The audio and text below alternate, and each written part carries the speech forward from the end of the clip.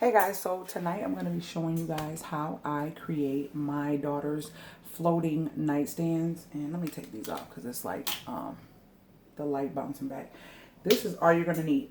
Whatever size you decide you want to get for your nightstand, you make the main piece that size. This is pine from Home Depot. This long piece of pine was like 6 feet and I paid about $12 for it, and I had it cut into 14-inch long size pieces. And then I had another piece of pine, and I want to say this is like a 4 by or 6 by, I don't remember. Let me see. Okay, it's 1 by 5 by 6. So this is a 1 by 5 inch by 6 feet long. And I had that cut into 14-inch pieces as well. And so all we're going to need is 3 pieces for each nightstand. And the way that the nightstand is going to be on her, let me take this out, on her wall is going to be just like this. And so this will be the bottom and this will be the back. So it's going to literally look like it's floating like that. So this shelf will be something she can lay whatever she wants on it, and that, like, when people come in the room, you don't just see that. I mean, you could see it, you probably have to bend down a little bit, but it'll be like for her remotes or little stuff she want to keep on her nightstand. We want to make it look minimal and we want to make it look modern. So this is why we went with this style versus a full closed box like I did in my mother-in-law's bedroom. So all you're going to need is the 2 pieces. So we're going to start off with doing one at a time. So all together 6 pieces, and it was a total of both for all the wood, and I still have a big huge piece of this left, which is like almost 4 feet. So less than $20 to make 2 nightstands, and these are like 14 inches, which is really good for a small lamp, a little plant, or whatever you want to put on here, remotes or whatever. So you want to get the best part. She's going to be covering this with contact paper. You want some tight bond, some wood glue. It's always best to use wood glue along with your screws when you're doing a wood project. I have these screws that I got from Aldi's, which was a great deal. This is what they look like, and it came with 160 pieces of 1 by 3/8 and 100 pieces of the 1 by 3/16, 60 pieces of the 1 9/16, and 30 pieces of the 2-inch. So this was like $3.98. You can't beat that. Only thing about it is you have to have a special drill bit, which is a star bit, like you see here. I don't know if that's coming off, but this is what it looks like. It's like a star bit, like that. And I have both of my drills, my Porter cable drills, one with a drill bit. This is to put a hole. You always want to pre-drill a hole first. Why? Because when you just drill that screw straight into the wood, it can split and then cause you to waste wood. So you don't want that to happen. You always want to pre-drill your holes. So that's what I'm getting ready to do. And in this case, I would usually have some type of clamp or somebody holding it, but my daughter doesn't have any clothes on, so she can't help me. She can't help me. You want to throw a shirt on so you can hold this while I drill. So basically, I'm going to go in and drill 3 holes. This is to put the side piece to the back piece. So basically, I'm going to go in here and go down and come up. So that's 1 hole. Making sure it didn't go outside of the wood. So that's my first hole. Naya's going to hold this for me because this kind of moves on you. Oh my gosh. Sorry. My light almost fell. Sorry. So you're going to hold this real tight so I can drill my other hole. You can stand on that side. Oh, that side? That side where you at. Hold it tight so it doesn't move. You scared? And so I'm going to do a number 3. Do 3 right about here. Go in, and you don't have to go all the way in, just enough to get the hole started for your actual screw.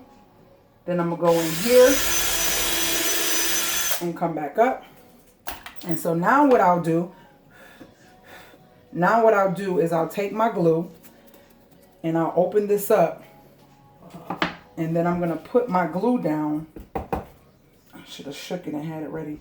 Just a little, because this stuff is no joke. You don't need a whole bunch of it. Because this is going to ensure an even tighter bond. Was it like this? How did I have it? Did I flip that around? I think I had it this way, right? No, I don't think so. No? Jesus Christ. Was it this way? Yeah. Hold on, y'all. I can't remember. I think I flipped it around. Hold on. Okay, guys. So, I think we got it right. If not, fingers crossed. Let's make sure this is tight to the back. Keep it straight up like it's supposed to be. Could y'all see? Okay. I hope they could see.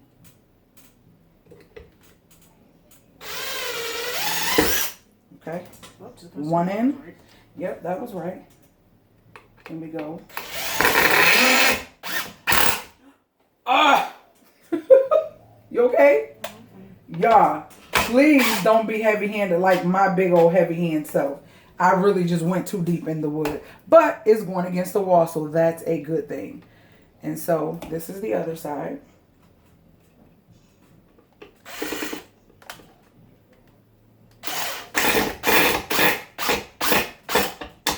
These are some powerful drills, and you want them to go further down like this, because if you were doing a side that was going to be exposed, you could just put wood putty over that, so that way that nail wouldn't be exposed. So that's that side. Oh, I forgot I gotta push this back in. Jeepers. Hold on, y'all. I made a boo-boo, and so hold on. I gotta figure out how to fix this. Okay, and this is what we don't want. So what I'm going to do, I'm glad this is going to go, yeah, this is going to go on the wall. So yeah, we're going to put this to the wall. And so what I'm going to do, see what I did for pushing into, these are some powerful drills, and I'm not editing anything. So what I'm going to do is just go over one and make me another hole and put my drill bit down a little further.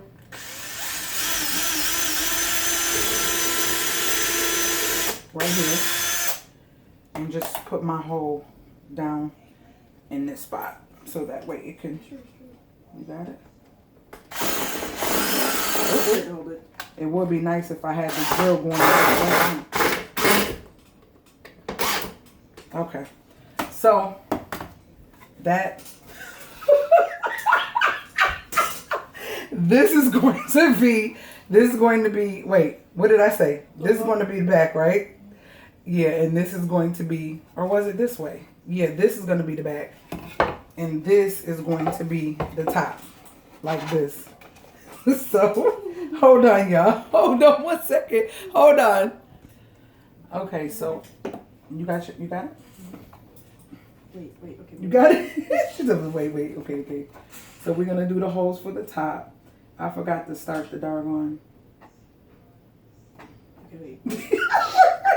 See, this is why you need clamps. One day I'll have all that great stuff.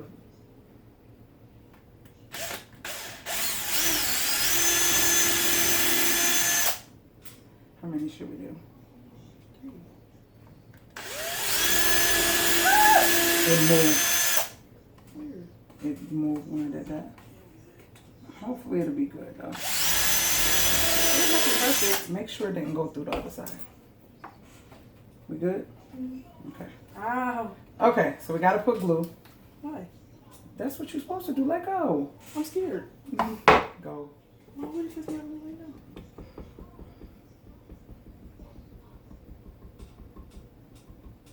now? Okay. We should be fine. Just look at this little girl. I'm so wait. Okay. So we can put the screws in.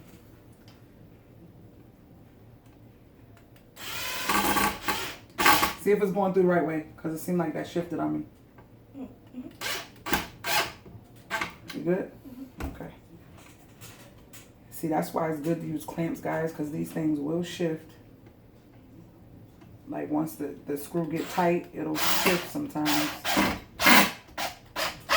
Okay. Now what you're going to have to do is put wood filler on those, because when you put that contact paper, you need a smooth situation going on.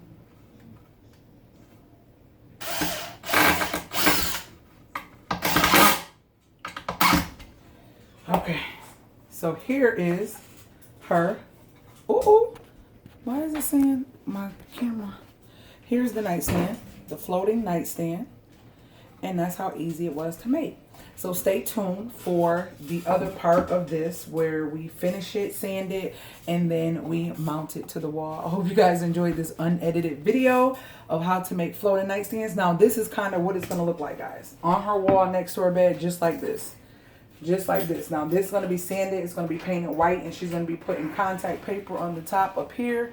And that's going to be her nightstand. So I hope you guys enjoyed this video, and I will talk to you guys later, gators.